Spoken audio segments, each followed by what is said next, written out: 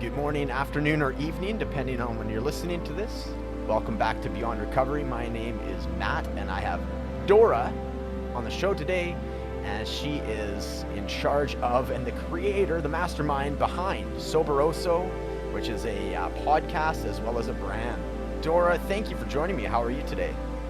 Oh, Matt, I am doing just fantastic, and it is great to see you again. We saw each other just about a week ago, I think. So nice to see you again. Great to see you again as well. Yes, I happened to be on your podcast, so thank you again for having me. It was a wonderful. Yeah, I just felt like a real natural conversation we had. It was just really cool. I like your style, and I really like your brand. I wanted to reach out to you, in the Instagram community. I like what you're doing with your brand. I admire, the lives that you're changing. There seems like you have quite the following, and I imagine there's quite a loyal following there. So, yeah, tell us a little bit about Soberoso, what you're doing with it. It is a brand. You do have the podcast. Yeah, give us the skinny on the whole branding and Soberoso, please. All right. I'd love to. Thanks for asking, Matt. So Soberoso, I started branding this name about 3 years ago. It's funny because in my first week of recovery, I thought about doing a podcast. I don't have any experience with it, but I was listening online, like many of us, and myself included. Before I even walked into a 12-step meeting or knew I needed help, I was searching online, and I was searching for other people's stories out there. So, so I had this idea, maybe I can work my way up to a podcast. Thank God I didn't start it in my first week of recovery, because it would have just been a drunk-a-log and a whole lot of bitching. It would have been completely different. But I did, I got sober in Mexico. I live in Mexico. So first of all, the name Soberoso is a Spanglish word that I invented, that I created. Oso is the Spanish word for bear.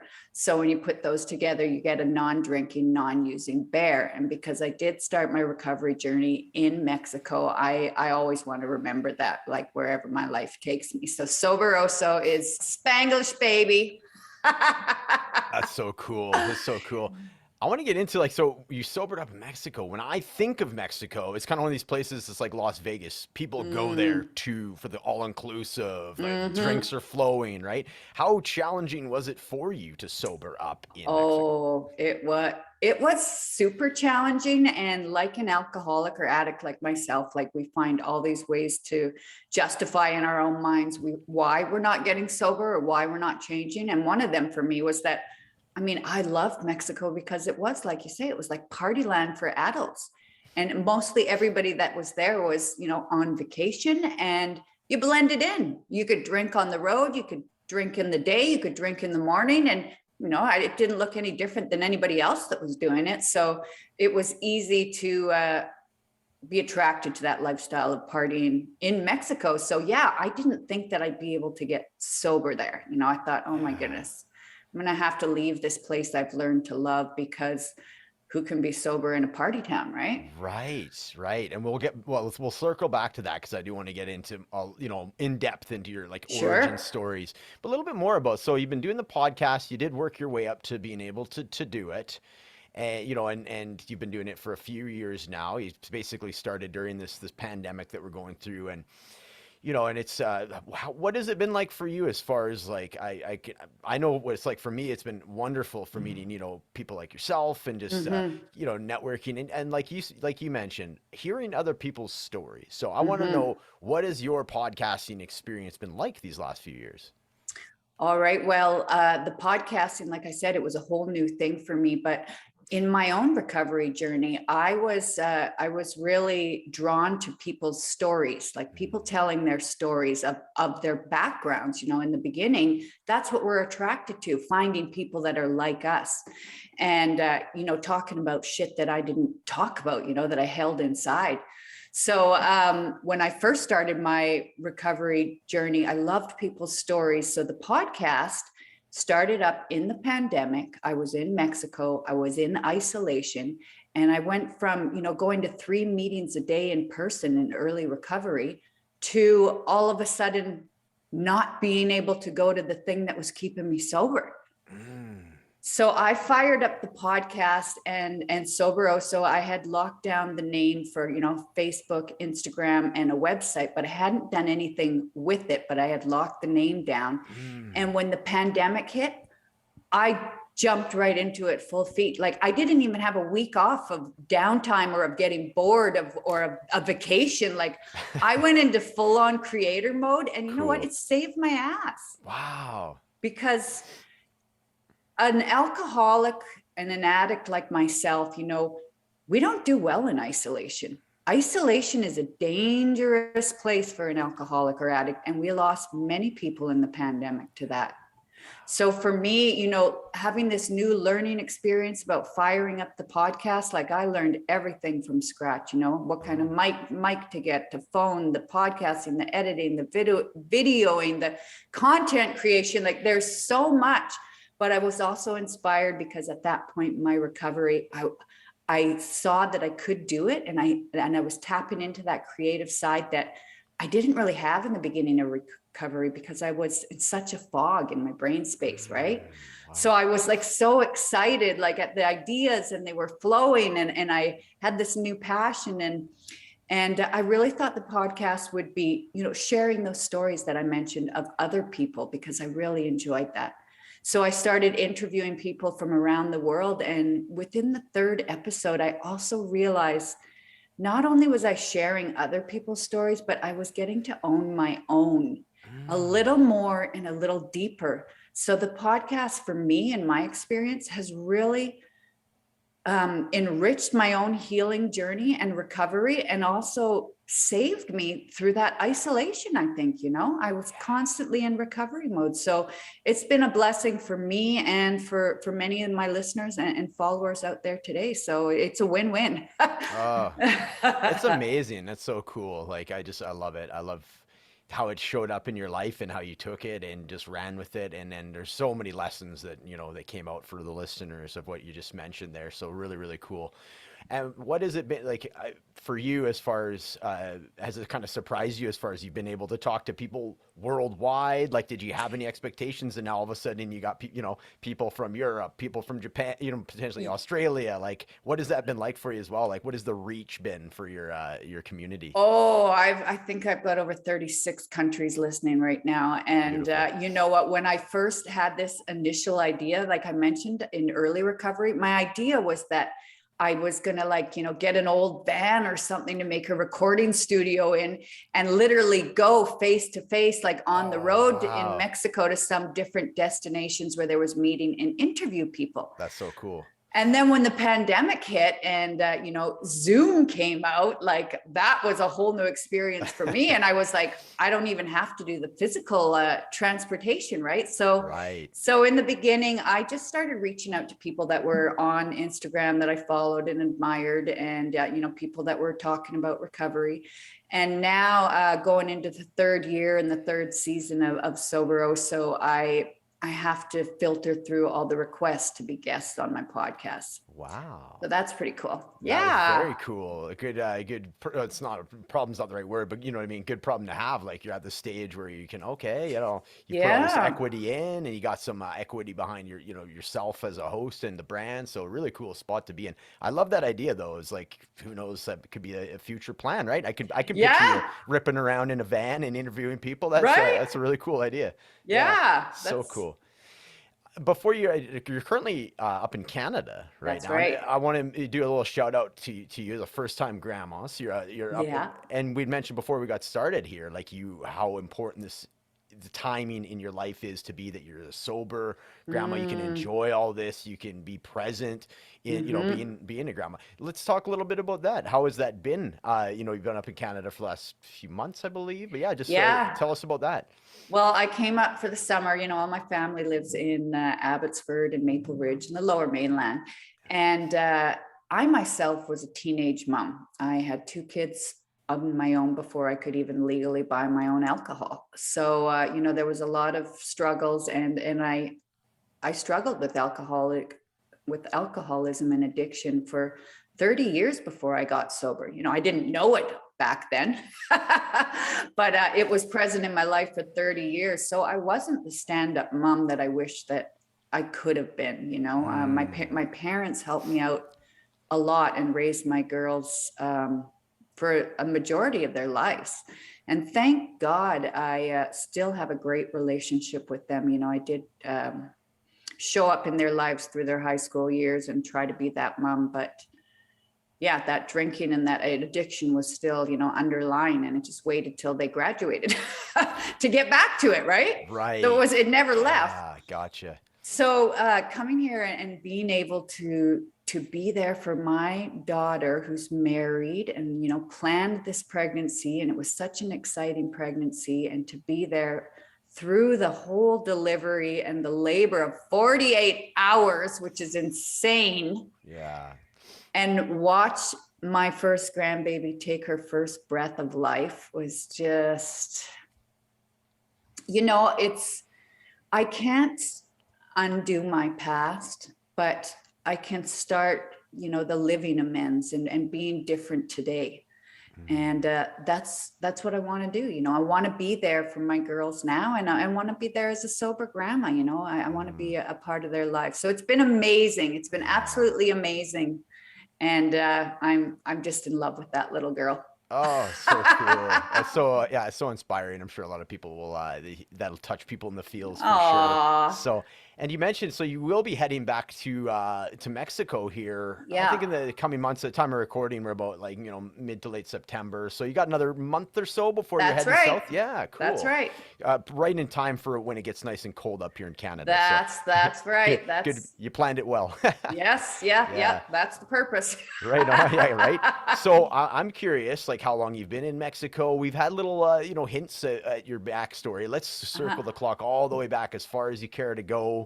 I want to hear everything about, your relationship with, drugs and alcohol. You Mm, mentioned that 30 years. Obviously, it's going to be, a few highlights or lowlights to hit all as right. you go. But yeah, the floor is yours. Wow. Well, there is just, you know, not enough time to tell you everything. And I often like kind of struggle with this, like, what do I say and what do I not say? I mean, 30 years is a lot going on.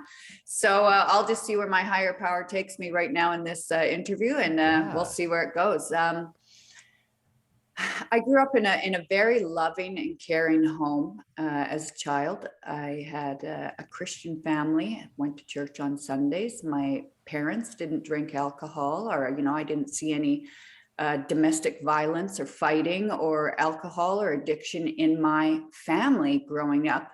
But I did grow up in northern BC and in this small town called Fort Nelson. And it was so small that when I was growing up, it wasn't even big enough to be called a town. It was a village. Wow. And the next town was a good 5-hour drive away. So it was in the middle of nowhere and nothing to do. You know, the movie theater was burnt down. We had like one high school, one of the high schools was burnt down. There was nothing to do but get into trouble. Yeah. Apparently, burning things down is a source of Yeah. trouble. Sorry. You know, I, because of the family environment that I grew up in, and you know, with my Christian family background, I really began to rebel at an early age. You know, I had a lot of strict rules and I didn't like them. You know, I wanted to be like the other kids, and I wanted to go out and I wanted to go driving around. I wanted to go to pallet parties. I wanted to go to dances, and I wasn't allowed to do any of that because of my family of origin, right? So I started rebelling. My first drink, coincidentally, that I recall was actually in Puerto Vallarta when I was 12 years old. Ah, interesting. Yes, foreshadowing. Yeah, Foreshadowing. right. Yeah. So my parents used to go there on vacation, like quite often. And one year they finally took us kids there. And, you know, in Mexico, there's not really this age limit or whatever. And so we were drinking in a restaurant on the beach, and my family had been there before. And at the end of the meal, the waiter brought out, you know, complimentary Kahlua and cream. And they gave me one, right? And I looked at my mom and dad and I was like, can I drink this? And they said yes. And I had that drink, and oh, it was like, oh my goodness, that was the highlight of my Mexican vacation. And I Mm. remember like I couldn't wait to tell my friends in Christian school when I came back about this drink that I had, you know, and I felt like I was an adult. I had arrived. I knew what I wanted in life. I wanted the beach, I wanted the ocean, and I wanted to drink. So yeah, it's funny that I ended up moving back to that place later on in life. But yeah, I soon after that started dipping into the alcohol as a babysitter into their cupboard of booze next door. By the age of 15, I had left home for good. I started running away from home for like weekends on end. You know, my parents had the cops out for me. Everybody was on the lookout for me, and I just did not want to confine to curfews or rules or anything. You know, I wanted to be me. I didn't want to be trapped inside of anybody's rules but my own. And I wanted to experience life. And for me at that time in my life, that was drinking and drugging like everybody else. Yeah. Yeah. So it was an early start off to the races. When I was 15, I also ended up stealing my parents' car when they were on vacation. And I hadn't even had that much driving experience. And I rolled my dad's car with 4 other kids in it. We were all safe, thank God, but we had been drinking. The car was totaled and my parents were on vacation and I literally stole it out of their driveway. So that I think was the final straw of me going back to my home in my head anyways. Like I felt there was no way I'd come back from that. So yeah, after that, I began living on my own. And I was off to the races. You know, I got shacked up, had two girls, very young.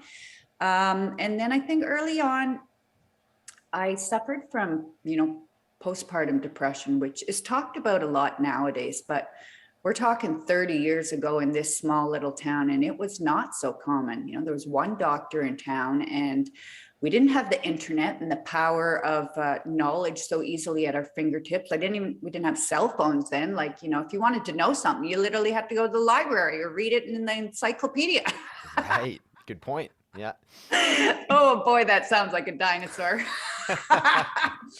So yeah, I really was suffering with postpartum depression. And, you know, I got to these thoughts of the world's better off without me. My children are better off without me. Everybody's better off without me. You know, like I was crying uncontrollably and I couldn't contain my emotions. And I just thought like I was just a darkness in everybody's lives around me.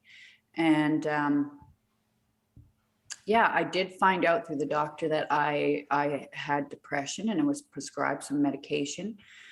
But at that time, it didn't go over well with my old man at the time. You know, there was, and there was this stigma, you know, like back then there was this stigma, and I too had that stigma for many years after that, you know, I'm not going to take a pill to make me feel normal. Like that's ridiculous. But I can self-medicate with alcohol and drugs. Like somehow, you know, street drugs and taking it when I want to, or drinking when I want to, is me having control, as opposed to a doctor's little pill to take once a day. I don't know how that made sense, but you know, that's how I went through the next 30 years of my life. You know, drinking and drugging in the beginning was fun. It was, you know, to fit in. It was to loosen up, to be able to speak my mind and, you know, recognize my personality. I was funny. I did have something to say, you know, all those things. But in the end, like in the last 10 years, a lot of my drinking and drugging was to cope, you know, to cope and to escape my reality. It was to curb the anxiety, you know. I needed a drink because my nerves were shot. I needed all different kinds of drugs because I couldn't handle the situation I was in. I either wanted to heighten my mood and have a good experience, which was like, you know, a vacation. I'm going to go get high as a kite on ecstasy and vacate this body and have a vacation in my head with my friends, right? Yeah, yeah. Or, you know, I was drinking so much that, you know, I'd get into the cocaine to hopefully not black out, or so I could continue drinking. You know, you have a couple drinks and call the dealer, And it just escalated from there. I ended up being in more than one very abusive relationships in my life, and I really thought that that was my karma because of the choices I made as a younger woman, and not being there for my own kids. I really began to believe that I was just a piece of shit, and I deserved what I got. Yeah, right. So the drinking and drugging was a means to escape. It was a solution for many, many years. Yeah, wow. Let's I want to there's a few Mhm. things that I jotted down. We have similar upbringings in a sense. I'm from Prince George, so a little bit Oh, northern you BC, get me. not quite as north as you, but yeah, Yeah. so I know the feeling. Like there was a feeling of isolation, and oftentimes the way to get through, all the seasons, the winter being quite long, and Mm. exaggerated being that far north. And then when you mentioned pallet parties, I'm like, I was like, oh, we have to talk about this. So because I grew up in Prince George. I could literally hop my fence, and I was in the green belt, and it would hop down or would go down to the Fraser River, and there was this place Okay. called the Sand Pits. It was literally 2 minute, not even minute and a half walk down this hill from my backyard, and that's where these pallet parties would happen. Right. And so it's so funny you mentioned that because it's like immediately I went back to that. So I would remember having my window open when I'm like 10 years old, and on a Saturday night, by about midnight, it would have this crescendo of rowdiness that would happen, and I was always intrigued. I'm like, what's going on down there? Am I ever going to be one of those, Right. when I'm older, am I going to be one of those kids? And, sure enough, I was. So interesting. But yeah, pallet parties. I don't know. That's I wanted to, hilarious. I don't even think I've said that word in 20 years. right? So, so that was interesting. I wanted to circle back to that and just mention that we have sort of a similar upbringing in that sense. Hmm. I'm hearing from you that there was definitely like a rebellious, like an inner rebel, Mm. rebelling against like these like you mentioned, these sort of conditions or rules Yep. put upon you, and you were just from an early age just rejecting it. And there is that's a really relatable part of the story is like people Mm. that have had this upbringing where everything's so prim and proper, yet there's Hmm. something inside of them that feels the need to reject that or rebel and find your Hmm. own way. So, wow, what a story. So those are just some observations that I made.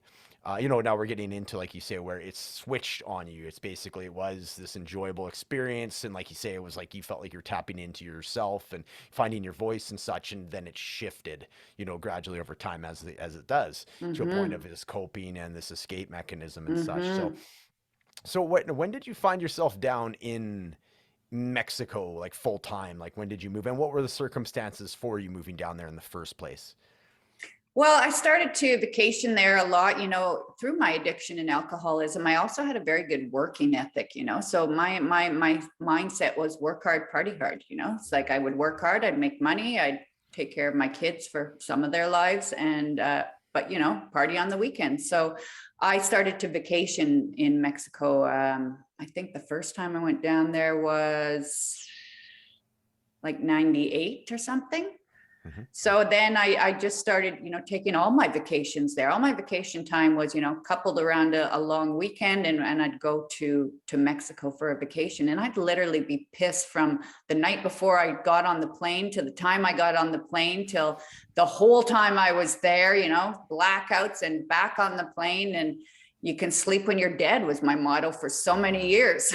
Yeah, sure. And I twist my friend's arms, like get them to go out, and they'd be like, no, I got to work. You can sleep when you're dead. Like I said that for years. Yes, right, right.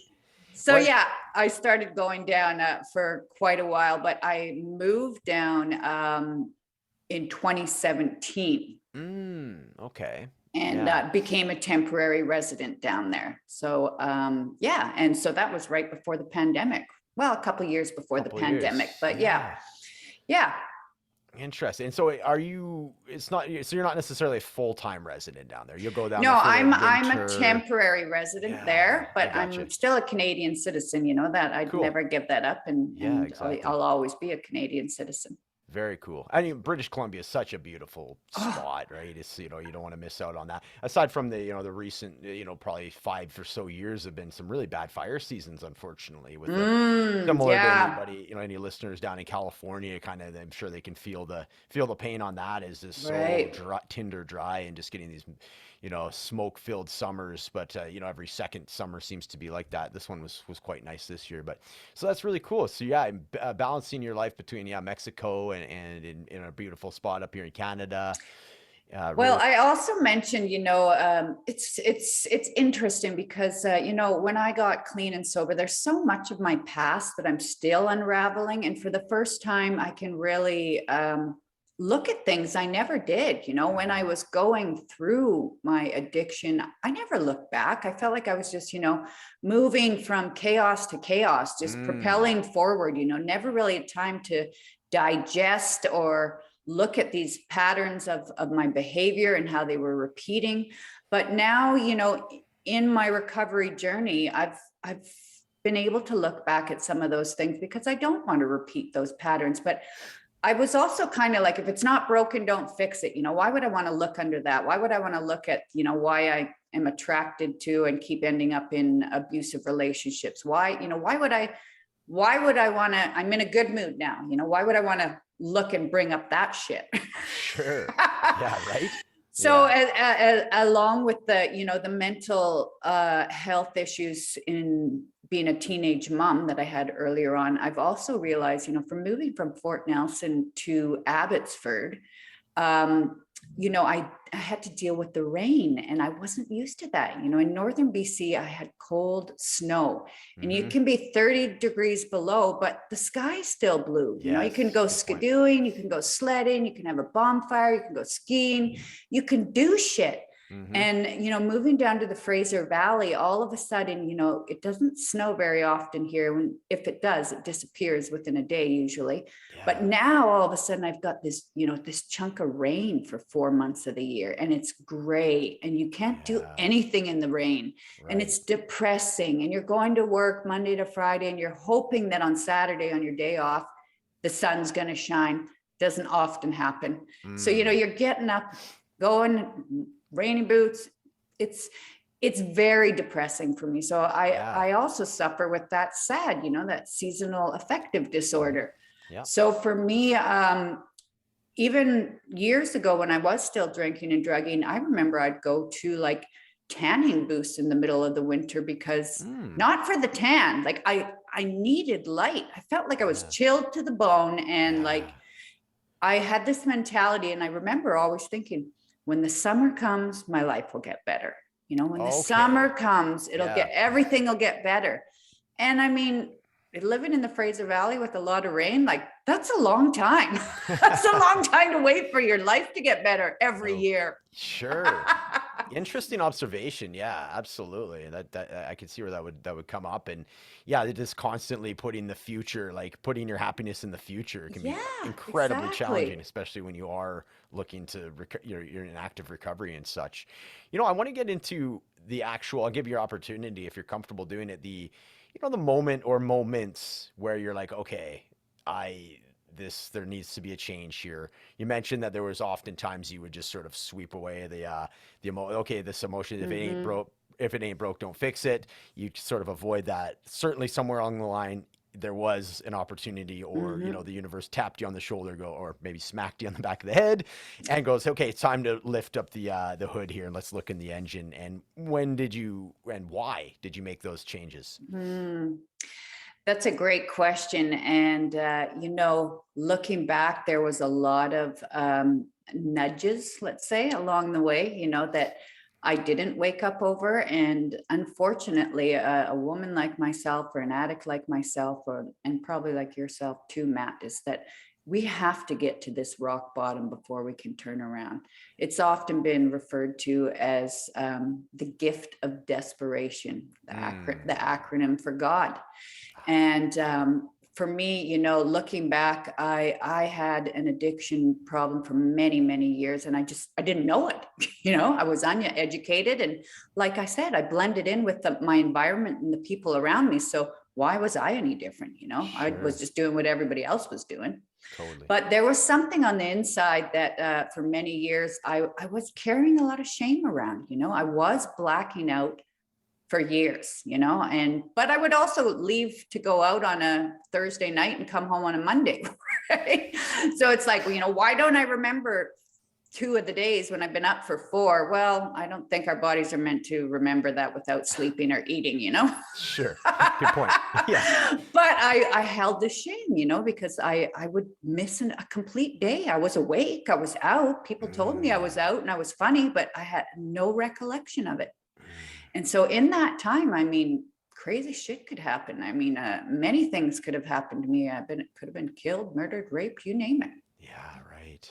So that was going on in my life for many years. But the catalyst to me getting sober, and unfortunately, you know, I really wish this wasn't a part of my story, but maybe it will reach somebody out there. But like I mentioned, I had been in several abusive relationships through my life. And the catalyst for me getting sober was I had been in this relationship with an American guy for like 3+ years. And it was so toxic, and it was fueled by drugs and alcohol. And we might have taken like, you know, half a day off a week, and the rest was just partying like rock stars. And I don't mean partying with other people. I mean the 2 of us. And it was dark, and he got very abusive verbally and mentally. I now know that the guy was a narcissist. I didn't know what that was back then. And, you know, I was trying to hang on to something that wasn't there. So I had left him many a times. And one night, we'd been up for a couple of days. Again, we got to this point where he was kicking me out. I was not going to stick around. I was asking him, you know, to make a choice between me and the drugs, and whatever was going on, I wanted it to end. So I packed a carry-on suitcase and I said, you know, I'm leaving. It's 2 in the morning. He's like, you'll be back. I was like, no, I won't. And I had left him numerous times. I always went back because he broke a cell phone. He broke a laptop, and he, you know, would come around and be like, oh, I owe you one. And be like, yeah, you do. And then I would go back into this cycle, you know, of insanity and using and drinking and all that garbage.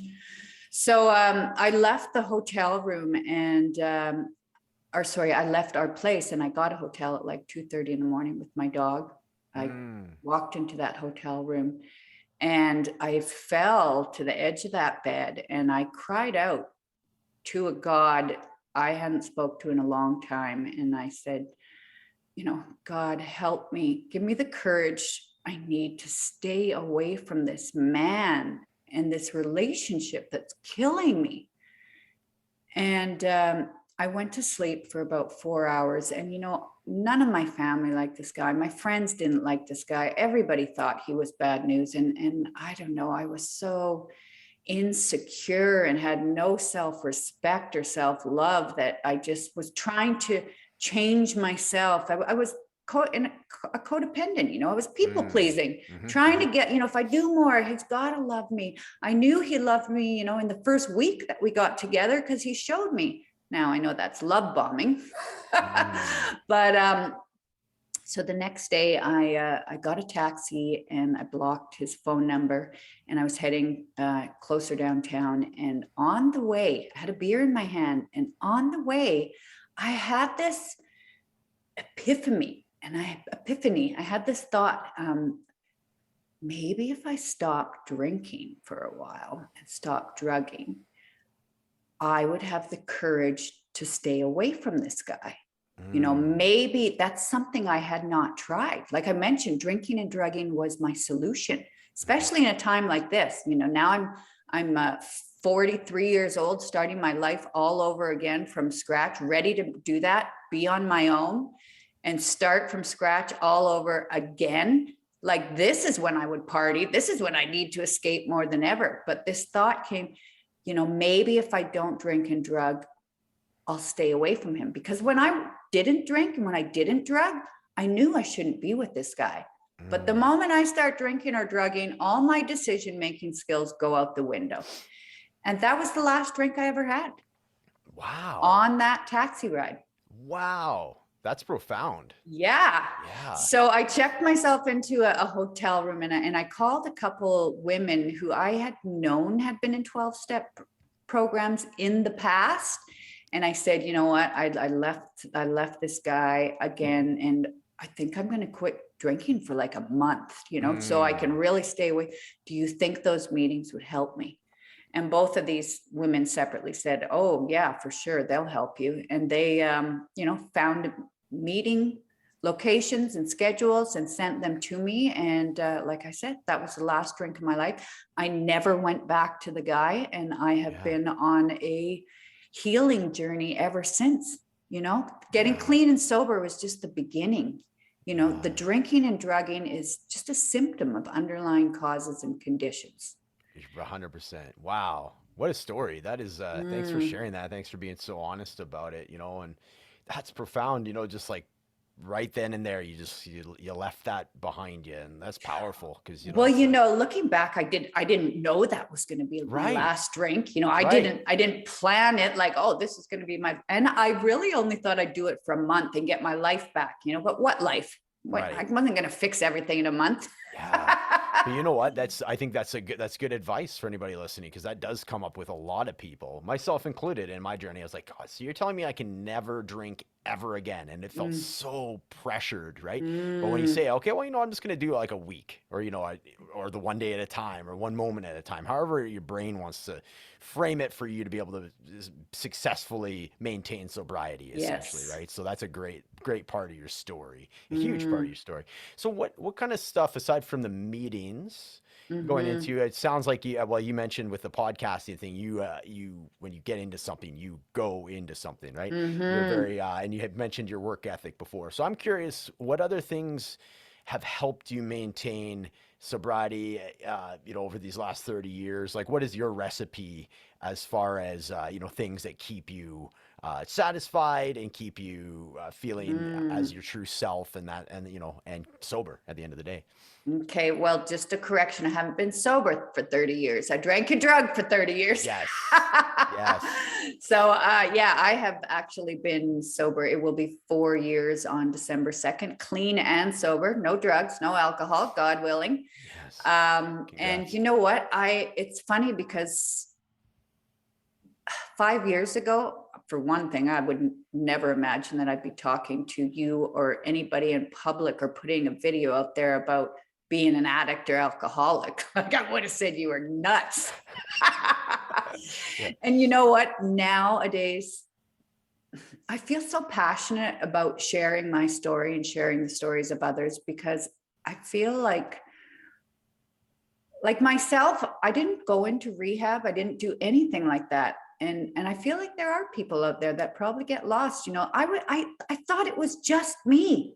I didn't know there was other people like me. Like, in my own fucked up way of thinking, I thought that an addict or an alcoholic had to be homeless. They had to be under a bridge, begging for change, no job. Like, when I got sober, like, I think for years, I didn't think I had a problem because I was able to work, because I did have a roof over my head, because I did pay my bills, so I had no idea. So I'm very passionate about sharing my message and turning my mess into my message.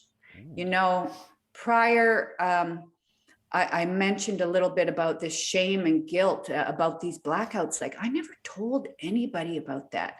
And it's so incredible that now that is what gives me passion, is talking about that stuff I didn't want to talk about. And that is where the healing begins for me, bringing that darkness into the light, because our secrets are what keep us sick, and our secrets are what was keeping me sick. And so when I'm talking about it, when I'm telling on myself, when I'm telling you maybe about the shitty day I had or how I felt, just showing up on a good day or a bad day, that's huge for me, because I always wore these different masks. I was a people pleaser. You asked me how I was doing, I'd say great. I could be falling apart and thinking about suicide on the inside, but I'd tell you, fine, I'm fine. Yeah. you know, so becoming aware and accepting, self-accepting of myself, of my feelings, of my past, that's been huge. I carried a lot of shame for a lot of years, and I'm really, you know, just into year 3, learning how to love myself and accept myself. It's a long journey, and you know, like I mentioned, not only the quitting drinking and drugging, but learning to accept, forgive myself, you know, make my amends with everybody else. So nowadays, you know, I love to sleep. I I think remember that. Yes. we mentioned this when you Talking were on about my this. podcast, but Yeah. yeah, I love to sleep. And as my sponsor told me in early recovery, like I was just used to passing out for years. Passing out and sleeping are two very different things.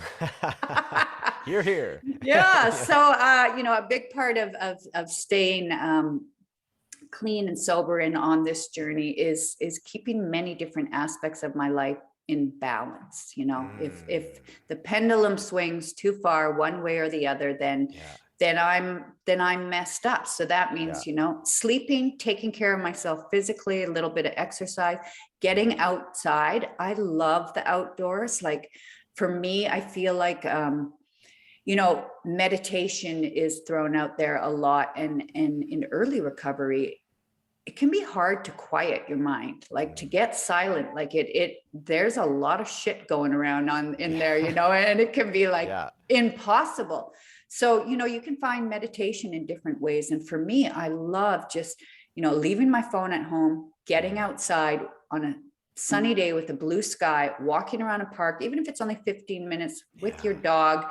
And I always like search out for the biggest tree, you know, where the sunlight's just glowing on it, like, oh, Yeah. you know, like where the heavens open. And Yeah. I usually go up to that tree and place my hands on it. And I feel like they're so powerful. And in that, I am in the present moment. And I think that's what meditation is, you know, when you are in the present moment, when I am not worried about the future or stressing about the past, that is a meditative state.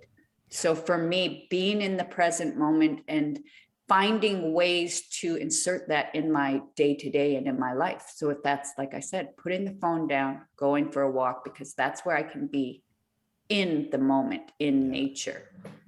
Such great advice. I love the nature, or the tech-free nature walk. So important. I'm with you on that. I was totally feeling it. I was picturing the I was actually just down in Canmore with my wife a couple days ago, and there was one of those trees that you mentioned right in the middle of this field beside the hotel we were staying in, and yeah, the exact thing. I was like, I really related to the not related, I guess. I was drawn to this tree. So same exact thing that you were mentioning. I walk out there with the dogs and put my hand on it and just exchange energy with it. You know, you can tell we're both from British Columbia, of course, right? Tree lovers. You know. Yeah, you know what? I just saw somebody post, I can't remember what social media platform I was on, but it was something specifically about that tree. And it was saying, you know, like a tree's roots are as, you know, as big below as the tree we see above ground. And the tree's vines like actually are a system of energy that they, you know, cross with other trees. And so they above ground don't move around, but below their root system has like this energy. And I was like, oh, that's why I love trees. You know, there is power in them, and just the beauty of the universe and nature and God. Yeah, absolutely. And what the last thing I want to touch on with that, and it's worth repeating, is, you know, you said it doesn't have to be this hour-long thing. There's two actual really great distinctions that you mentioned. You can have a meditative, or you can acquire a meditative state, moving meditation, as you mentioned, a walk in nature, and that's going to be big for some people. And the other thing is, like, you don't have to worry about this being this hour thing that you do every day. It can be 10 or 15 minutes, and before you know it, you can get into that state. So I love that. Love that. Great advice. Great story. Thank you. You know, Dora, thank you so much for coming on. This has been great. My pleasure. I want to give you the chance just to like any you know, final words of advice for folks that might be listening to this, and then we will get into where we can find you. But first off, just the floor is yours. Any closing statements? You know, somebody that might be listening to this. Well, Matt, first of all, I want to say thank you for bringing me on to Beyond Recovery. I'm so happy to be here. And I also, for your listeners and viewers out there, to be on the lookout for the interview I have with Matt on the Soberoso podcast, which should be coming out in the next 2 or 3 weeks. Amazing. Yeah, it's a pleasure to get to know you in this way and to do a podcast swap. So final words of advice. So let's see what's coming to me right now. Well, you mentioned the one day at a time. And I think that is a very important, simple mantra. And it has been for me. Like when I first got clean and sober, I had those thoughts like, what am I going to do at Halloween? What am I going to do at New Year's without a drink? What am I going to do if my daughter gets married and they toast champagne? Projecting all these what ifs in the future, how I could handle my life without a drink in my hand. And, so I did learn that slogan, one day at a time. And I have applied that, in early recovery to, I'm just not going to drink and drug today. We'll see how we feel tomorrow. Because if I'm projecting, I don't have any control over the future, but I can take it off in bite-sized pieces. So one day at a time is like, today I'm not going to drink. And if you wake up every morning and say, I'm just not going to drink today, just for today, one day at a time, I'm not going to drink today. And you like the way you felt and you do it again tomorrow and you do it again the next day. Well, little by little, it's all going to add up and you're going to see in your own life how that has benefited you physically, emotionally, with your relationships around you. And this one day at a time also applies to not just the drinking and drugging for me, but, just the stressors of life. Like a lot of time I project like, how am I going to pay this bill that's due in at the end of the month? Or what, again, it's all this projection. So bringing it back to one day at a time for me curbs my anxiety, fights off a panic attack. And often I can just break it down to, what can I do today? What's the necessary, if I'm having a shitty day or feeling a little low in energy or like dragging my feet, it's like one day at a time, but what can I do today realistically? And just start backing up your one day at a times back to back. Yes. Great advice. I love it. Yeah, such great stuff here today, Dora. Thank you for everything that you do. And I second, all the sentiments you mentioned as far as just getting to know you on this level. And, very much looking forward to future potential collaborations and podcasts as we go. So we'll definitely keep in touch. So Thank you so much for coming on. Lastly, I will just give you the opportunity. If folks want to reach out to you, where can we find you online? Perfect. Thanks again, Matt. So for anybody that's interested, you can find the Soberoso podcast on all podcast platforms, Apple, Google, Spotify, Podcast Addict. You can find us on Amazon Music. And we are also just starting out a YouTube channel. All of that can be found under Soberoso. That's SOBEROSO, all one word. And you can also follow me on Instagram and Facebook, all the same name, Soberoso. Excellent. Make it nice and easy for everybody to find you. Eh? Excellent. And what would be your most frequented social media platform if somebody were to send you a direct message, or are you on both of them fairly often? Right now, my biggest platform is Instagram. So you can hit me up on Instagram under Soberoso, and I am just breaking into TikTok. Oh, getting the TikTok channel going on. Look at you. Okay. I know. I love it. I love it. Dora, thank you so much for coming on, and best of luck with everything. And let's keep in touch. Awesome. Thank you, Matt. Have a fantastic day. Thank you.